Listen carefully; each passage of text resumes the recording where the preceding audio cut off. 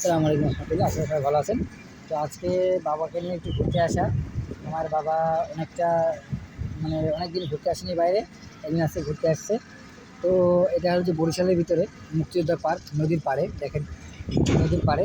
তো আমি বাবাকে নিয়ে দেখেন ছাগল এখন একটু এক জায়গায় বসলাম খেয়ে দিয়ে। তো এখন বাবা যে কলা খাওয়াচ্ছে। তো সেক্ষেত্রে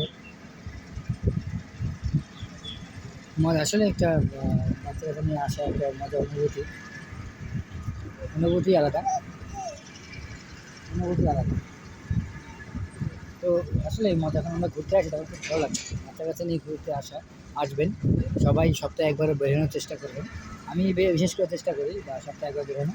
তো এগুলো আসলে ওদেরও ভালো লাগে। তো দেখতে পাচ্ছেন যে ও কীভাবে কী করছে, কিন্তু এর আগে ছাগল কখনো ধরে নাই, কিন্তু আজকে ছাগল ধরতেছে। ঠিক আছে, এগুলো আসলে মজাই আলাদা।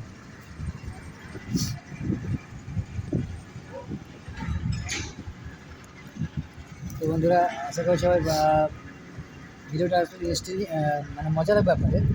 তো কথা বলতেছি একটু কমই, কারণ সেটা খেলছি, তো বাবুর সাথে খেলতে দেখেন ওরা খাচ্ছে, ও খেলতেছে। তো এই জন্য একটু কথা কম বলতেছি আপনাদের সাথে।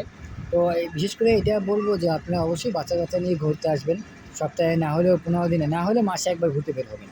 তারা আসলেই খুশি হয়। তো দেখতে পাচ্ছেন যে ও অনেক ছোটো আমার বাবু, 2 বছর এখনো বয়স হয়নি, তারপরে ও বেশ মজা করে বাইরে আসলে, বা ঘরে থাকলেও সবসময় খেলাধুলাই করে এবং আসলেই মজা করে।